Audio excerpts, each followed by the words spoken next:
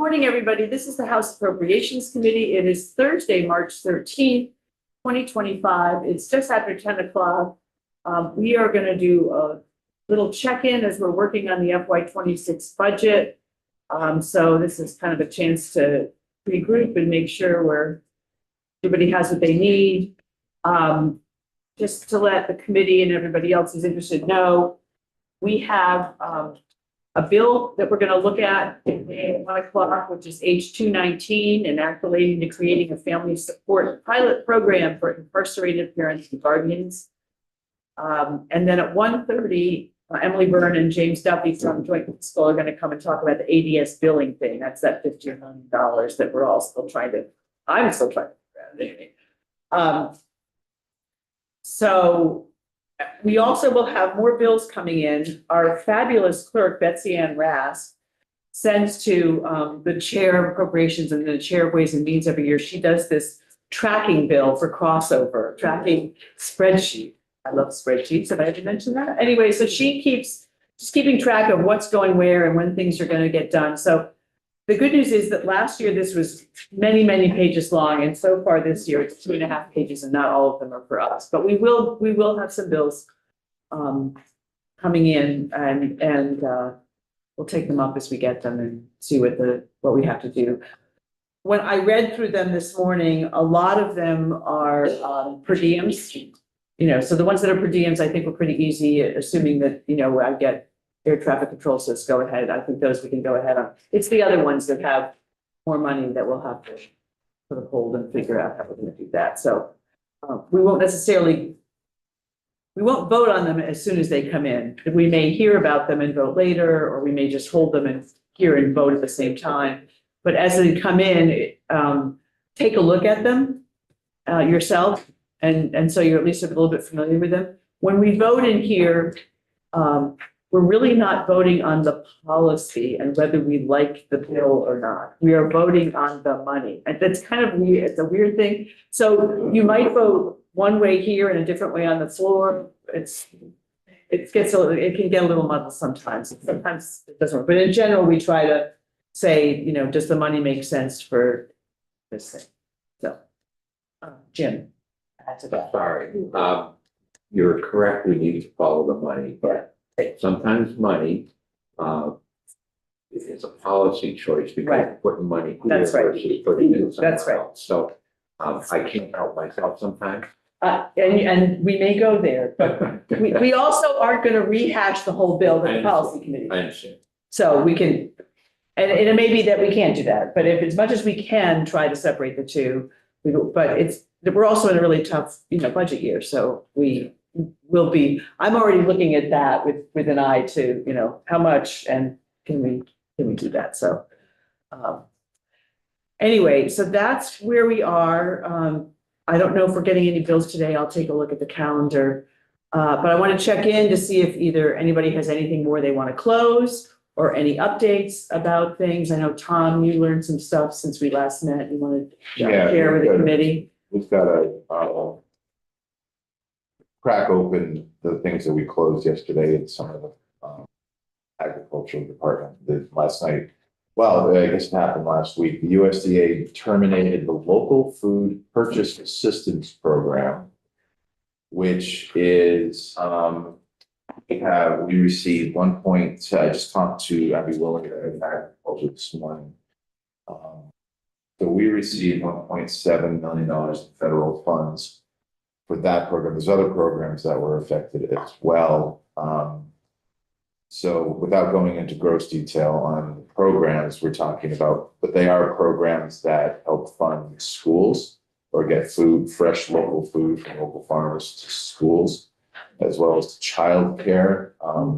They brought up $182,000. Oh, yeah. It's not duplicative, but it's still a program that the state usually buys the money. They're like CSAs, and it's about getting good food to and of course it's not just about food, it's about economic development, because obviously farms who have been working on these are so I have a bunch of different numbers for that. There is a program that was a one-time program where there is staff money involved that may not get reimbursed.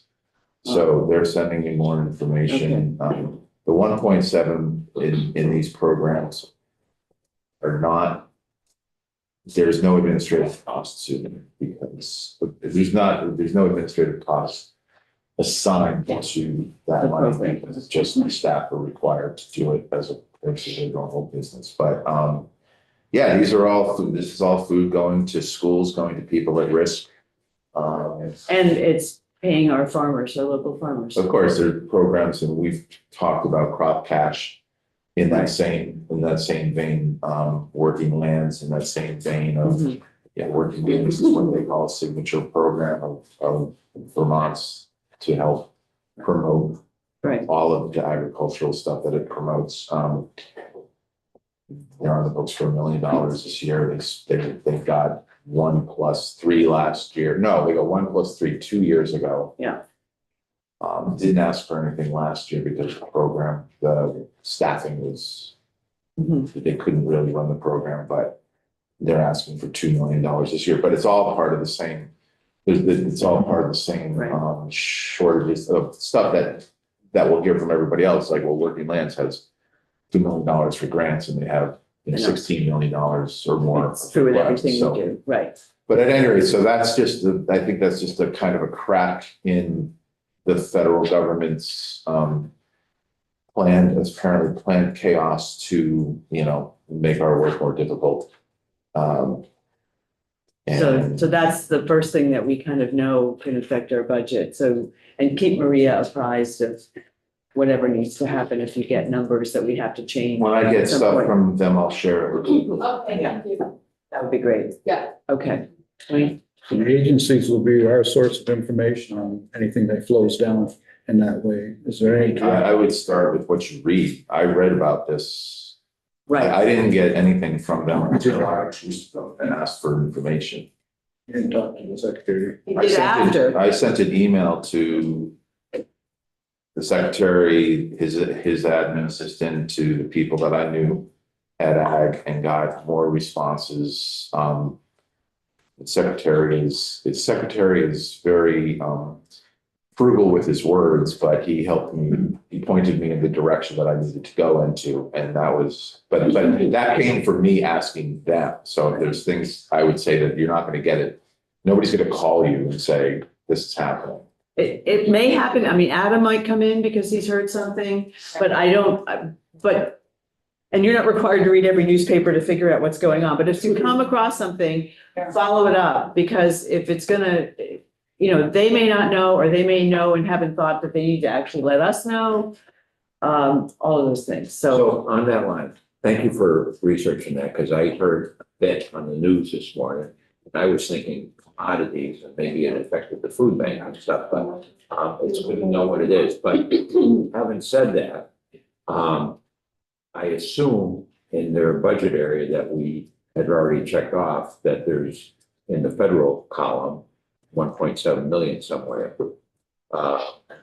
So if there is, we need to either adjust the budget or find a way to backfill it. That's right. Other funds. Yeah, and they've done that. And again, hopefully the information is, will show that the other piece along to your point is that there is a for instance program. Yeah. Where they had been paying for it with state money. But this year they anticipated getting this money. And so they didn't put it in their line for state money because they were expecting to pull it off of here. But even if it's federal money they were relying on, it's in their. And I'll find out, yeah. But it's just, there is gonna be some questions about some of the backfilling and stuff. They had not yet, if and when necessary, I would go to the department's website and give you examples of what has been given in the past, $50,000 here, $50,000 there for different programs. But they had, Abby Willard was clear in saying that these funds had not yet been obligated. So the process of setting up their application process for this year had not started. Okay. So, so that everybody who got the money from last year's has gotten it. But again, they were just starting They're just Right. starting the application process for this select, for the different, and again, it's at least two different programs. Right. That are, that are affected. Yeah. But the the horse's mouth will be the agencies. The first what? The horse's mouth will be the agency. Well, that's where we want to confirm, but if you hear something, I mean, that, Tom was able to get it So my confirmed. question is, why don't we have a system so that when they find out something, they let us know? Or have a That would be nice. a website or something where, anybody, when they, Somebody's gonna create a website to do this. And Maria? So the Georgia School Office may, we're trying to figure out, we're having conversations about how to do this. We Right. might create a web page and start putting some information on it. We just had this conversation next door. I'm probably speaking out of school, but, Is that, okay, and so maybe, talking to Adam is part of that, I'm sure somebody will be Yeah, talking, because yeah. that's where it's gonna funnel through, so. And that doesn't mean that if you read something, you shouldn't go talk to your contacts, okay, because clearly. Things are gonna may happen fast, and you may read the thing before they get the email or the whatever, I don't know how they're gonna get notified of it, but. So I think we all have an opportunity or an obligation to, if we find something, to just pursue it a little further and see what you can find out. But in this case, the administration have been notified Friday.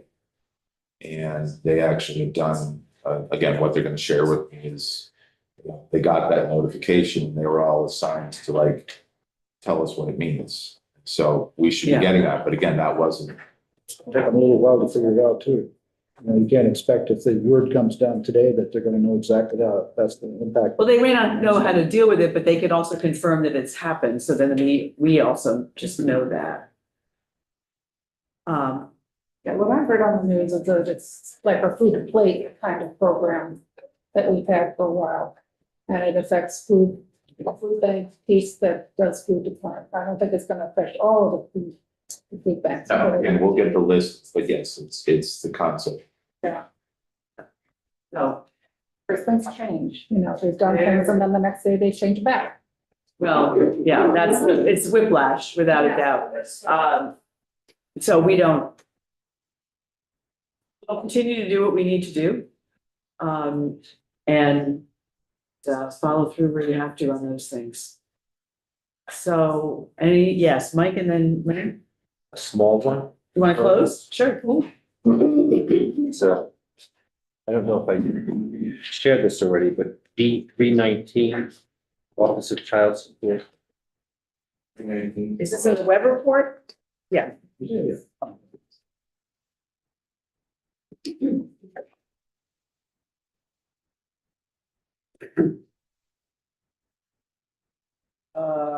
Yes, I've got it on page 27 for those who were. Okay, so I can check 319. Yeah, Yeah, please. 319. They're good. 319. yeah. Thank you. Every little bit helps. Lynn, do you have a? Okay, I have 311, which is Department of Health. That's okay. And 312, which is the public health piece of that. 5B, 311. 311 and 312 from both pretty standard stuff. There's Is 312 sort of both you and Tiff, or is that? She has substance abuse. Okay, you have 313. I'm gonna cross off Tiff, sorry. Yeah, I'll say your name off. Cross through it. Okay, 311 and 312. With frost. Okay, great. Anybody else have anything else? It's fine if you don't. We'll just keep working. So Row by row. that's right. That guy just died. The guy who wrote that. Did. Yeah, look over the page. Oh, I forget. I love the song. My kids grew up with it. Anyway, I'll find it.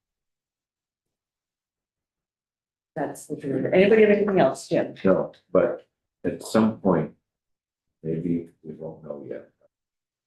To talk about potential schedule. Yes, so I would assume, potentially a late night on Friday. We will not leave Friday until we have a straw vote on the budget. This week. Next Friday. I would not look like this if it was tomorrow. Right, so we may also work late on Thursday. Just bring your pajamas. And Almost. the speaker sometimes, buys pizza for us if we're gonna be late. If they feel sorry for it. We can make that, we will make that happen, I know. Then we'll go up with the same dog next week, yeah. Maybe Wednesday too, I don't think so, but usually it may be Thursday night, Friday. And then, we'll assume Monday, we're gonna have bills, like I said, we're probably gonna have between 10 and 20 bills, I'm thinking that we're gonna have to do. I'll keep you informed between this week and next week. Between this week. So if we get bills that are doing crossover this week, we may not look at them We may hold them, until next week. right. Because they'll be If assigned. there are per diems, I'm inclined to just, let's get them out of here. Yeah. But if it's substantial, and some of them are that's on this list that I have, we'll be deciding those things next week. So that will be part of our. I know we're holding one for an amendment, but the Yeah. other three on there. Those So that we're gonna. keep. we're hearing 219 at 1:00. That's the whole three. No, we're hearing the opioid tomorrow morning at 9:30, 218. Okay. This other one is about the family support pilot program, and I think this is gonna be Trevor's. Yeah. Right? And I think it's one where there's money in another source that we don't have to take out of the limited general fund. Okay. So those I wanna just take up and get out. Yep. So we'll plan to meet on Monday afternoon. It may be that we're going through a lot of bills, and I just don't know. We are now entering again that time of be really flexible, pay attention, and go with the flow. We're gonna, Have perhaps a longer time frame to be meeting on one day next week. we might start, I don't know whether we'll start earlier. I'll take a look at what the bills are like, and I know Erin will try to get people scheduled as much as we can. I'll probably be having some meetings with the speaker today and tomorrow and have a better sense of some things, also. So Lynn? It's H218, is that the one that we got from that's from Human Services? It's got like 100 things as to where they want to put the opioid treatment money. It's the opioid settlement fund money, so it's not general fund. Yeah, I understand that, but that's the one that I think we got from the chair. Was it, I think I saw it on the floor. You might have put some. Every single dollar is accounted for somewhere. Oh, where there's nothing left in it, you mean? Well, there's a lot. I don't know, Tim can answer it. She's in- There was one that came across that was from the Human Services Committee. I don't know if it came out or not. This was just introduced. This was a bill. Yes, yeah, I thought it was 218. Well, 218 lists different investments that were recommended by the opioid settlement advisory committee, plus a couple things that the Human Services Committee added. Maybe it's a different. And while we will hear about it tomorrow, I don't want to take a vote on it until we have settled some other issues as we to prevention and treatments. They're just some outstanding questions, because if we it just makes sense to keep that open until we resolve those other things.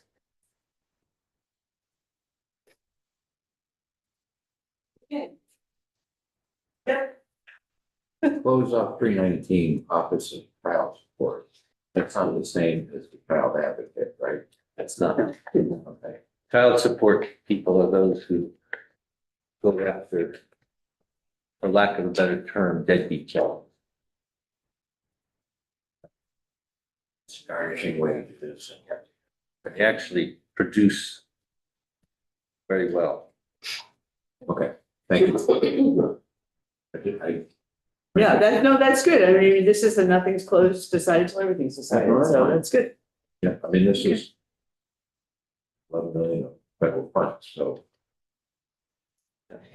We're gonna be, we have 3.1 billion of federal funds, so there's a lot to worry about, but we won't. We're just gonna keep going and doing our job Yes. and do the best we can with what we got. Okay? If there's nothing else,